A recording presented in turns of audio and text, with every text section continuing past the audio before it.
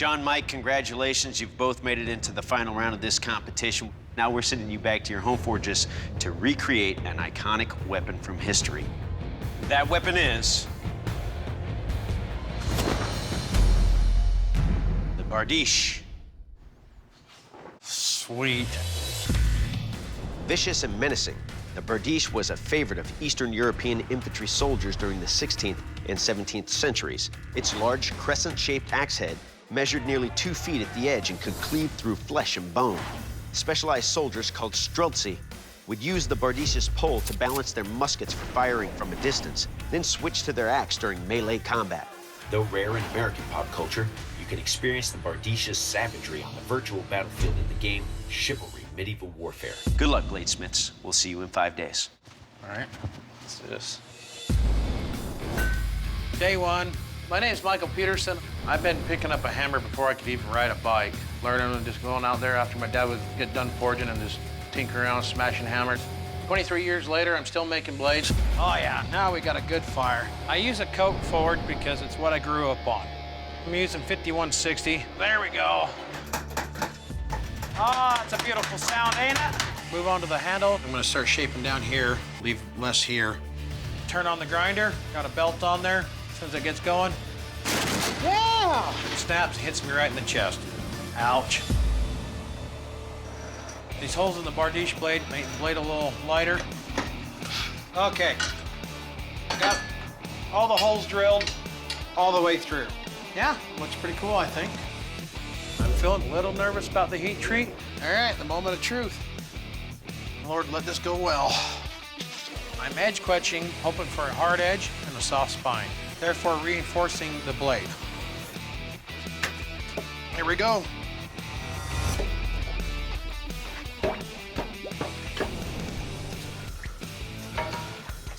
Foul test.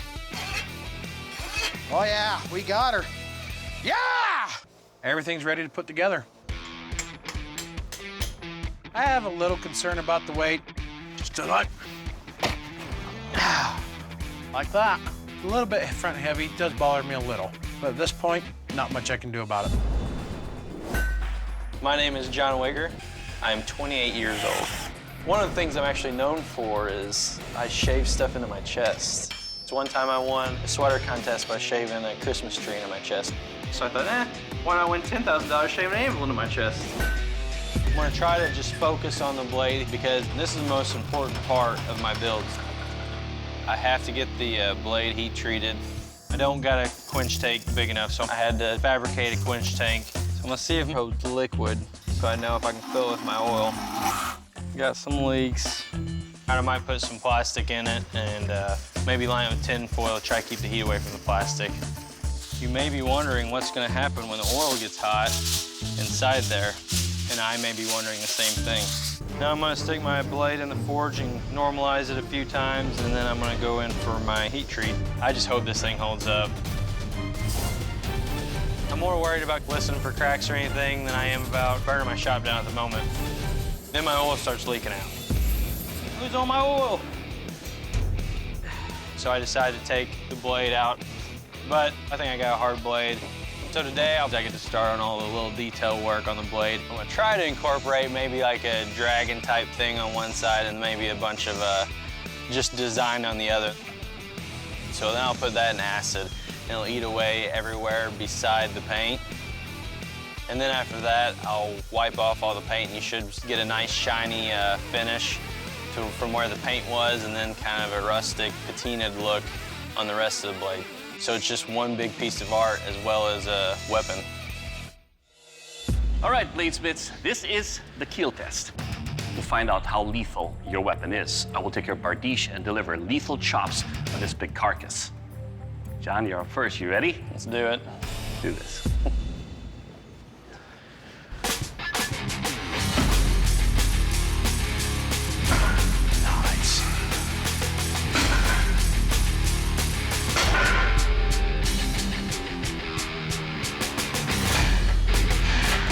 Nice. Head on, brother. All right, John, let's talk about your Bardiche here. I love the swells. By putting these welds right there, it allows me to adjust my hand and get a good grip every time I move it around. Your blade right here is razor sharp. Cuts through spine, bones, and thick flesh.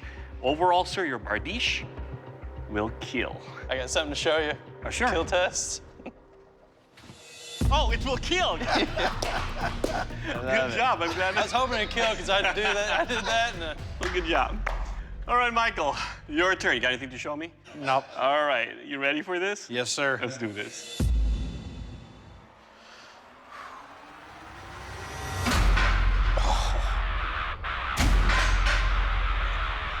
Nice.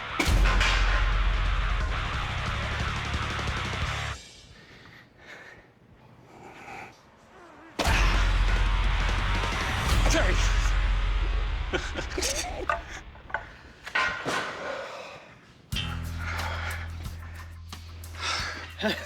All right, Michael. This is at least around 11 pounds, all forward weight. I waste so much energy in recoiling that could be used in attack.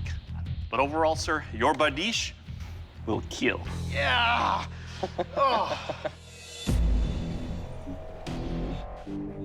Bladesmiths, welcome to the strength test, the stump thump and steer smash. To test the strength and durability of your Bardiches, as well as their overall construction, I'll be chopping mercilessly into these logs and cleaving that steer skull in half. Remember, this is all about what happens to your Bardiche and not what happens to the wooden bone. John, you're up first. You ready? let's do it.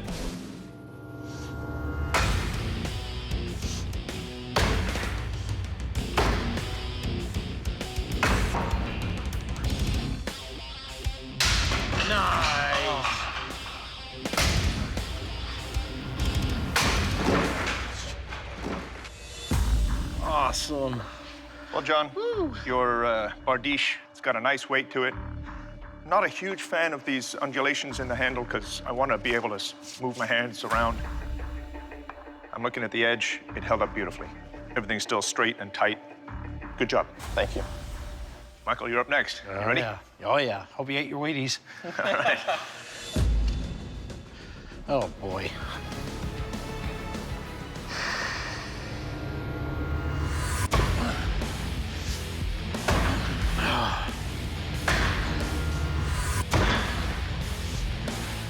All right.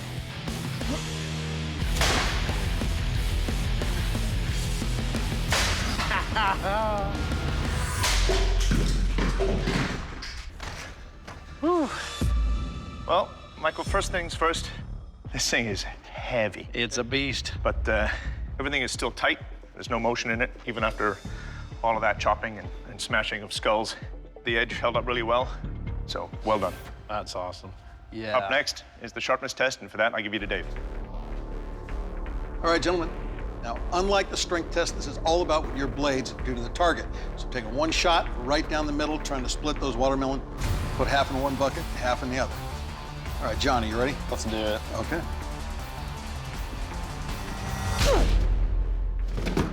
Nice. All right, John.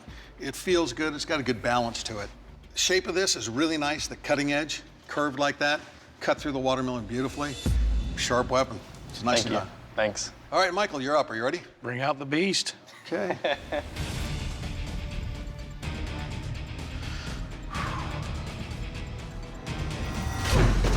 Ha ha ha. Well, right off, it's definitely sharp, but it weighs a ton. I like the design of this, but build strong doesn't necessarily mean build heavy.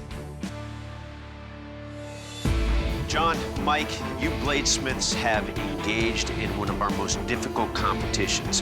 However, only one of you can be the Forged in Fire champion. And that champion is...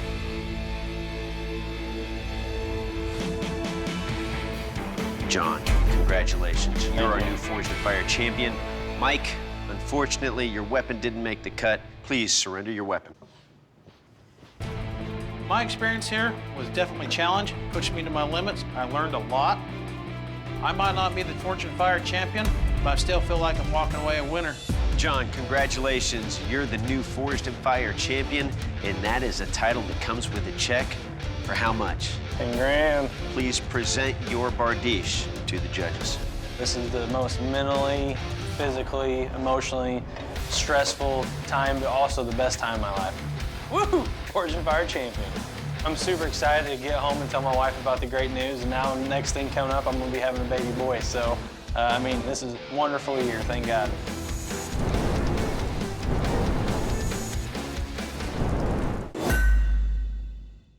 Mike, Cody, now we're sending you back to your home forges to make an iconic weapon from history. That weapon is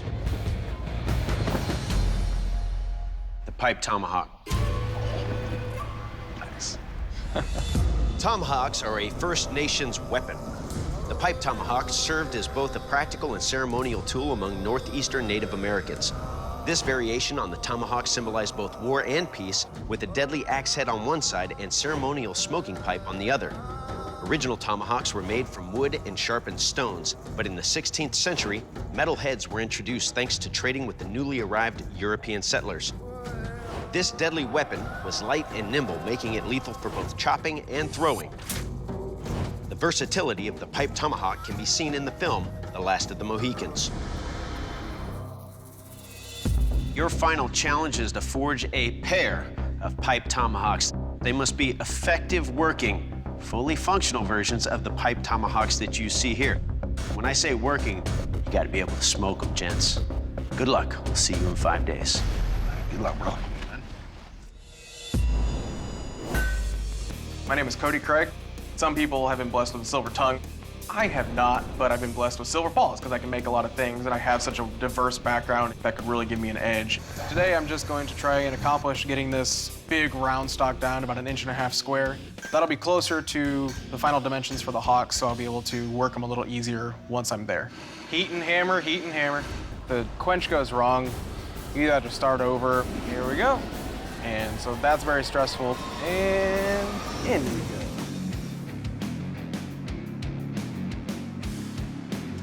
Number one appears to be good. And here comes number two. No love pops in this one either. I just gave birth to a pair of twin boy tomahawks, I suppose. So making tomahawks that are smokable, super unique parameter. I found a bit that electricians use to run long cables like through walls. It's 24 inches long. Make sure it didn't go through the side, which I definitely did. So I got some axe handles made out of ash. I'm gonna shape them down to be tomahawk handles, and then I'm gonna split them in half and drill out the grooves. Overall, it's been fairly tedious having to go back and forth just to make sure they match. I mean, doing it once is one thing, but having a system to be able to do it multiple times is different. I'm gonna take a break from tomahawks for a long while. I'm Mike Rowley. I'm a teacher and coach 7th and 8th grade girls basketball. I am very competitive, and I figure if I just beat one person per round, I can win. You never know with Damascus. I mean, it's always a risk, but it's a risk I'm willing to take. Fillets are going in. Woo! Full speed ahead. I'm drifting the holes to be able to attach the handle later, and I see it tear out, and my heart just freaking drops to the soles of my feet. I got over exuberant, I was hitting it too hard instead of keeping it up to temperature. I have to start completely over because it is a matching pair. So stinking frustrating. I refuse to be the first person on Forged in Fire to not hand in finished weapons. And so I go to plan B, which is simply make a pair of Pipe Tomahawks out of Farrier's rasp. I cut up pretty quickly. All I've got to do today is fit the tomahawk head to the handles and punch a hole through the top of the handle to ensure that it will draw smoke.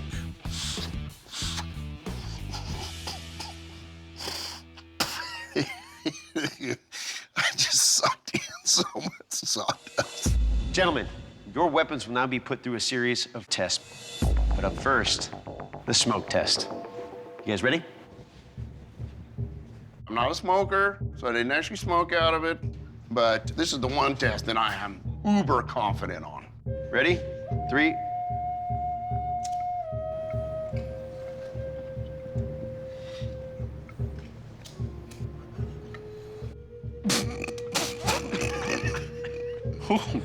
Works.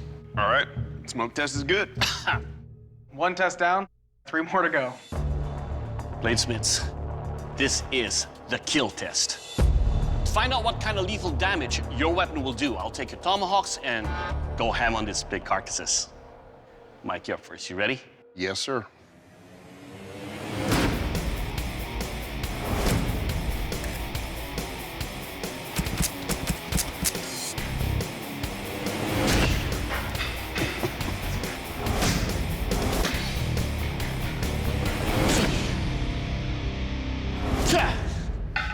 That was awesome.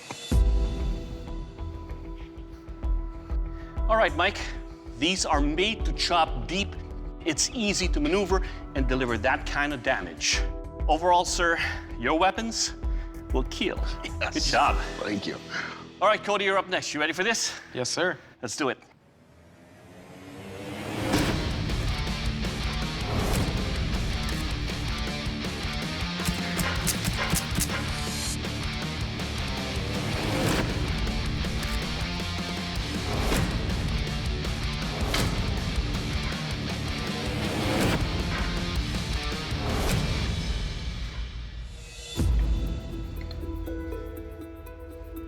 All right, Cody, let's talk about your Pipe Tomahawks right here. The brass accents you have on the handle does make for a very good grip. It chops deep, it slices. Most importantly, your Pipe Tomahawk, sir, will kill. Good job. Thank you. All right, gentlemen, to test the strength of your weapons, I'll be throwing them multiple times into our wooden target here. Mike, you're up first. You ready? Yes, sir. Okay.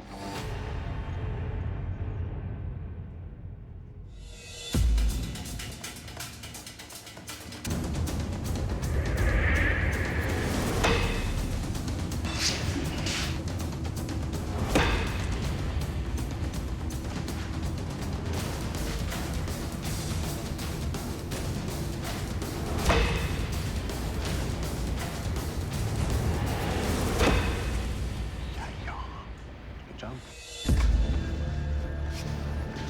All right, Mike, so right off, these have a really good feel to them. Comfortable handle. They're very symmetrical. Blade on this one held it beautifully. This one has a bit of a delamination right down here at the bottom.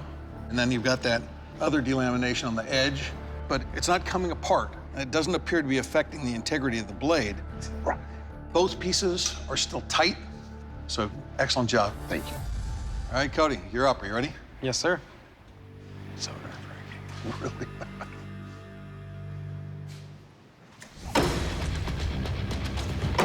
That was awesome.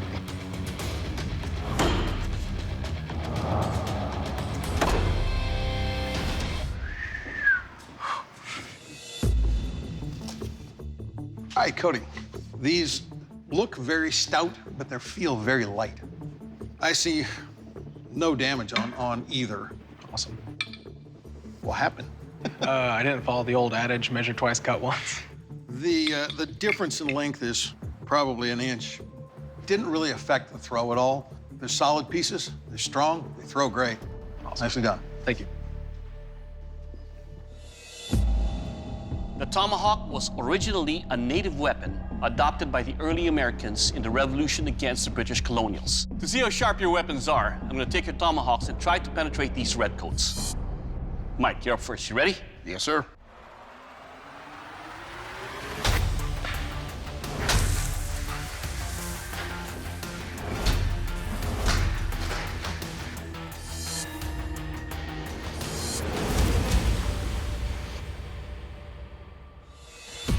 Sick.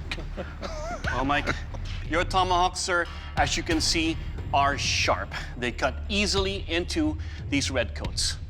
It will cut. Yes. Good job. Thank you. All right, Cody, you're up. Are you ready? Yes, sir. Let's do this.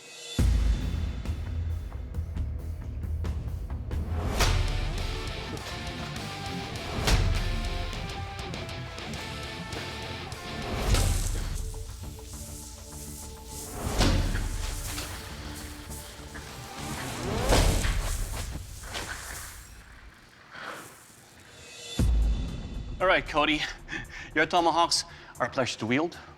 They feel good, and I can index. Your tomahawks, sir, we'll cut. Thank you. Mike, Cody, you're both badass American bladesmiths. However, in this competition, there can only be one Forged in Fire champion, and that champion is Mike. Congratulations, you are the new Forged in Fire champion. Cody, unfortunately, your Tomahawks did not make the cut. Cody, these are the kind of competitions we love seeing, where two bladesmiths make weapons that perform almost identically. And it came down to symmetry. We asked for a matched pair of tomahawks, and that symmetry is what cost it. All right, Cody, at this time, I have to ask you to please surrender your weapons.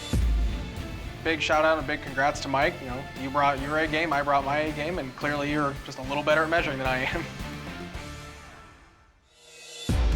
Mike, congratulations. You are our new Forged in Fire champion, and that is a title that comes with a check. For how much? $10,000. That's right, $10,000, buddy. Please present your Tomahawks to the judges. I'm Forged in freaking Fire champion, and it feels amazing. I can't even believe it. I can't stop smiling, dude. I'm trying not to.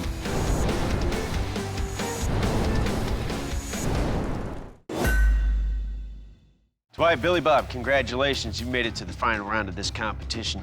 Now we're sending you back to your home forges for 5 days to recreate an iconic weapon from history. And that weapon is the Rhomphaia.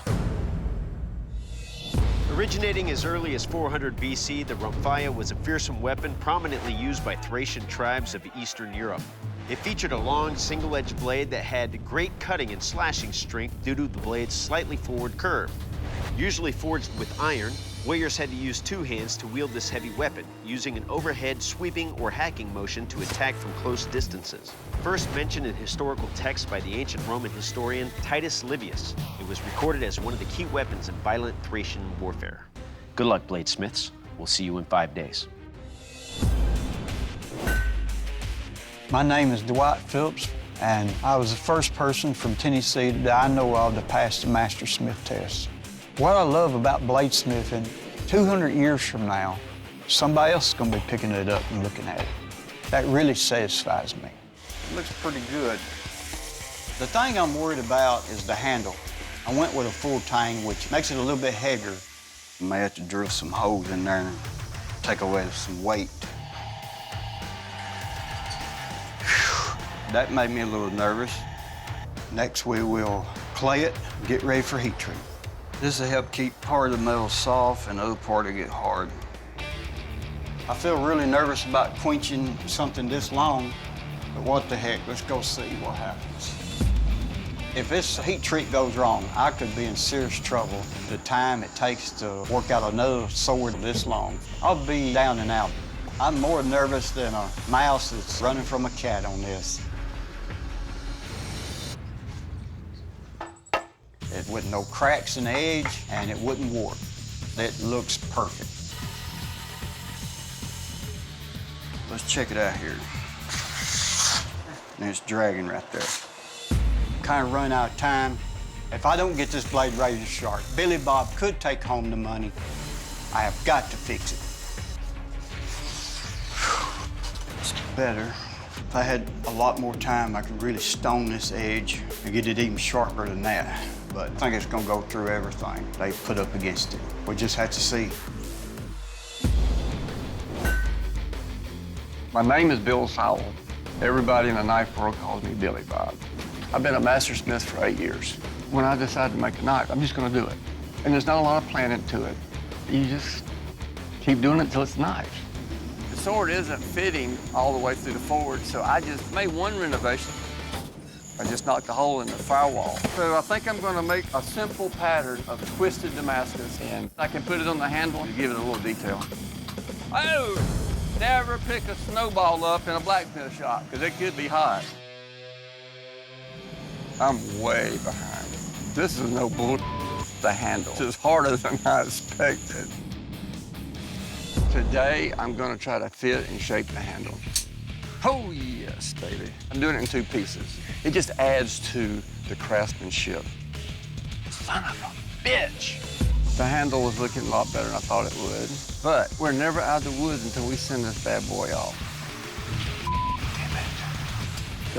threads are crooked. Being a perfectionist, I'm gonna keep messing with it until I get it right. That may be the downfall of this whole thing. Master Bladesmiths. To see what kind of lethal damage your Rhomphaia will do, we will take your Rhomphaia and deliver lethal slashes and thrusts on this wild boar carcass. Dwight, you're up first. You ready? I'm ready. As you can see, I'm still recovering from an injury. So to be my arm today, I'd like to welcome my brother, RJ Markaida.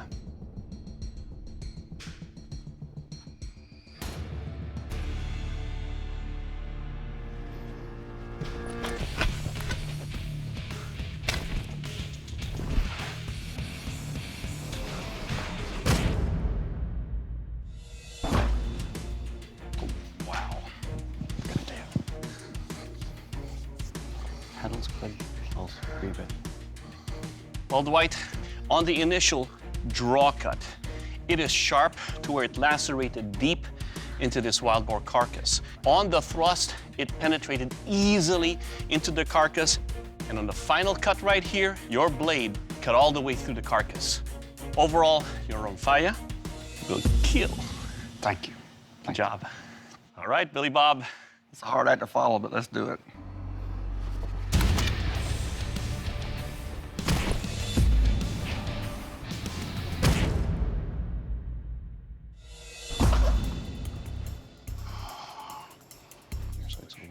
Index better. Okay.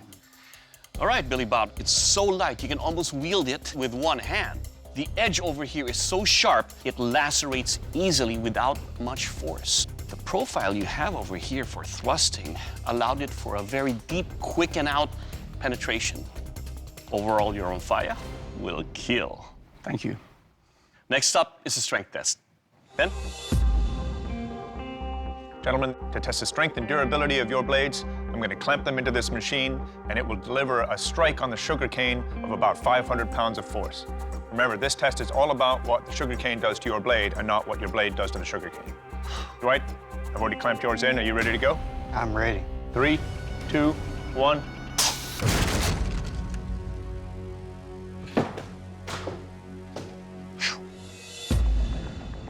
Well, Dwight, your blade held up perfectly. It's like it didn't hit anything. It's still dead straight. Very well done. Thank you. Billy Bob, you're up next. You ready? I can't wait. All right, let's do this. 3, 2, 1.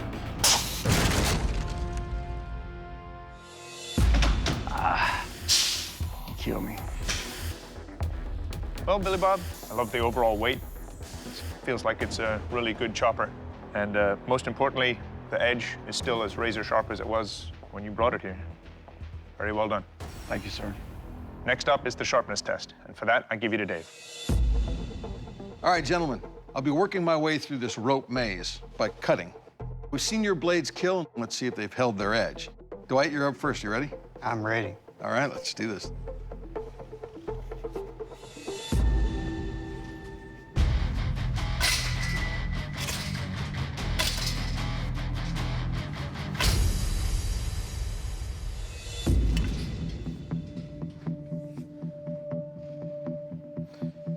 All right, so Dwight, your blade is just pristine. I mean, there's not a mark or a hair hanging on it or anything. Feel-wise, it's got a lot of forward weight. It makes for a very strong chop, but I do have to stop it, slow it down, and back it up. I think it's a beautiful weapon. Thank you. Thank you.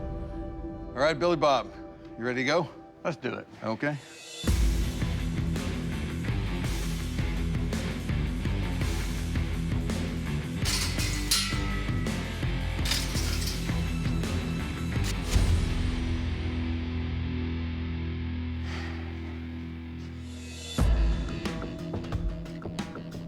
Billy Bob, this is sharp. It blew through rope like nothing. I felt I could really control this weapon just because it's so much lighter up through here. Fabulous weapon. Thank you. Well done. Dwight, Billy Bob, both done masterful work, as expected from master smiths. However, in this arena of competition, there can only be one Forged in Fire champion, and that champion is...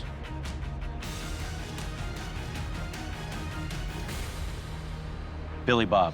Congratulations, you are the Forged in Fire champion. Thank you.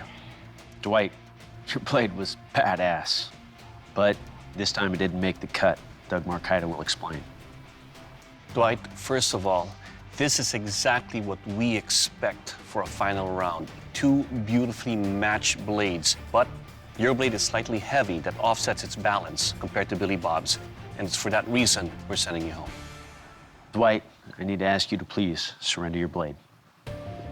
Billy Bob winning is no disgrace. I believe both blades are pretty equal. I'd hate to have been a judge. Being on Forged and Fire is one of the best experiences I've ever had. If it's something that you're passionate about, you need to go for it. Billy Bob, congratulations. You are the new Forged and Fire champion and will be receiving a check for $10,000. Good job. Thank you. I'm honored that I'm here to do it.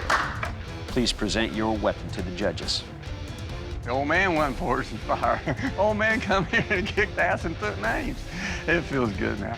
I'm proud of both of us. Dwight and I forged not only blades, but we forged a friendship. I'm gonna go home and take a break. I'm gonna get me a damn pedicure. You don't know what you're missing if you ain't had one.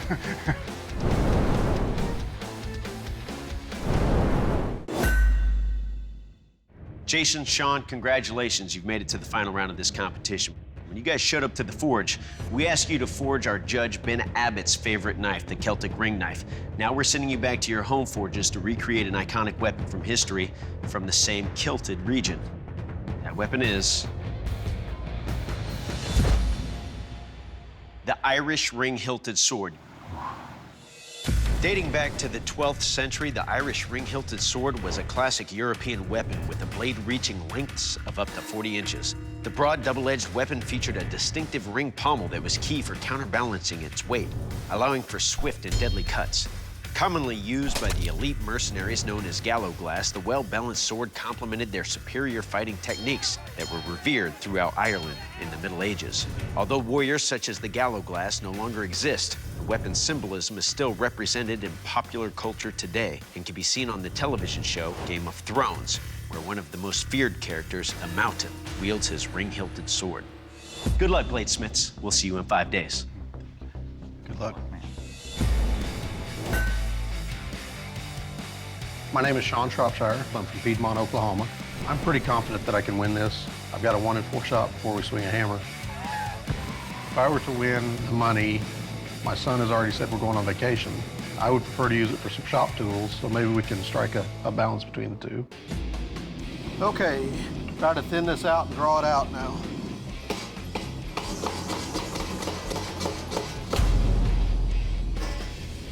I'm going in for my first heat on the steel. I go to the power hammer. Within about 4 or 5 strikes, it stops on me.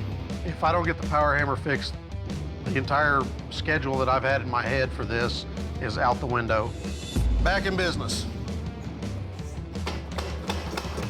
It's not perfect. There's a few things I still need to tweak on it, but I need to start moving steel. I've never made fullers this length before. If I grind through all the way, then it's trash. I need the quench to go right, because if I have to start over now, it's gonna put me way behind. To catch back up to this point and still be able to get the handle on the way I want, I'd be pushing it to finish. So I really need things to go right. I've got a little bit of a wiggle in it. The steel's hard. I've got a little bit of a warp in it, but I've got enough steel left that I've still got to grind away that I don't think that's gonna be an issue. Should be as easy as eating pancakes. I'm gonna use some liquid steel to assemble the guard, and it's just a matter of getting everything fitted up before it hardens. I've got the sword together, but it looks like a battle-worthy weapon. My name is Jason Brown, and I live in Brevard, North Carolina. My daughters and my wife say, man, you need to smile more. I don't know why I don't smile. My mom and dad spent a fortune on the braces, but I will smile if I win Forged and Fire. Steel's moving really good. Got a lot of work to do, but so far, I feel really good. I have an issue with my sword. It's a little thin up by the tang. I'll put a few beads of weld on it to strengthen it.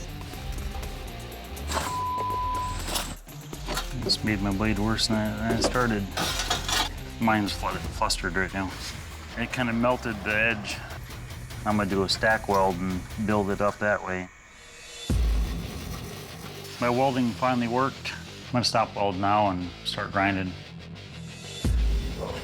Right now I'm engraving Celtic runes on here. This one means family or relationships because I've made a bunch of new Forge and Fire family. I look forward to going back and seeing how my blade tests out, and I'm glad it's over right now. Finally get some sleep, maybe. All right, Bladesmiths, this is the kill test. To find out what kind of lethal damage your Irish Ring-Hilted Swords can do, I will take your weapon and deliver killing blows on this feral boar carcass. Jason, you're up first. You ready? I am. Let's do this.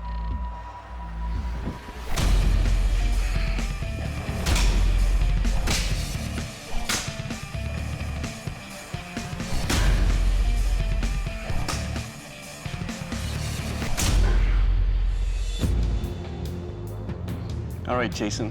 First up, when I grab onto it, it feels good in the hand. It's a good fit. Now, swinging this is sweet. You have a very sharp edge that cuts easily into this wild boar carcass. It will kill. Good job, Jason. Thank you. All right, Sean, you ready? Yes, sir. Let's do this.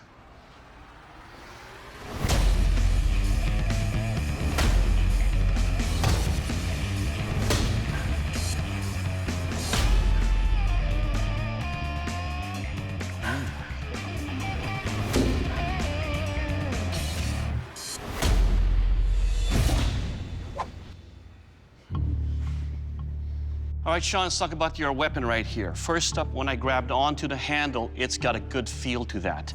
I like that you put some grooves in there because it fits nicely to where my hand locks into it, and I get a very secure fit. A little heavier, but the weight helps push and cut into this wild boar carcass. And most of all, it will kill. Thank you, sir. Good job. Ben? Welcome to the strength test, the dreaded ice chop. To test the strength and durability of your swords, as well as their overall construction, I'm going to be chopping mercilessly into this unforgiving block of ice. Remember, this test is all about what that ice does to your ring-hilted swords and not what your swords do to the ice. Jason, you're up first. You ready? Yeah, go ahead. Good.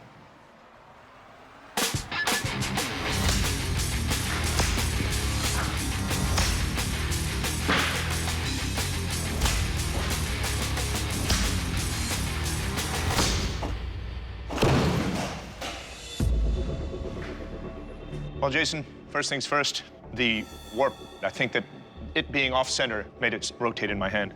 But the balance on the sword, as you can see, is beautiful. It's comfortable to wield, and your sword held up. Well done. Thank you. Sean, you're up. How you feeling? Nervous but excited. All right, let's do it.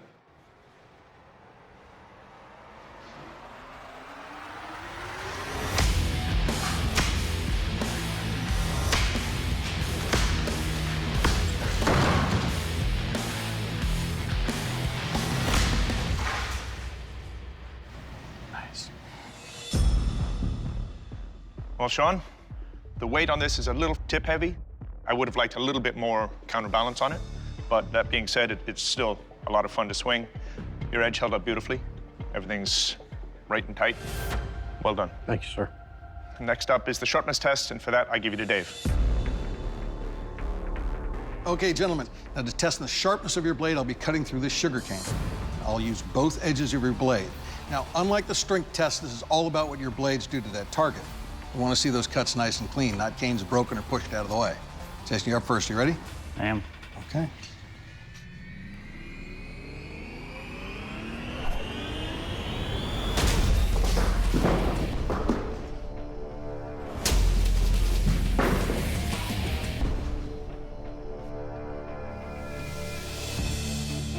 All right, Jason, your handle construction, you can see how square that is right there. When that was in my backhand cut, I actually got into those canes and then it rolled. Your tang is now kind of kicking off to one side. So that probably happened as that blade caught that last cane and yanked down. But definitely a sharp blade, really nice. Sean, you're up. Are you ready? Yes, sir. Okay.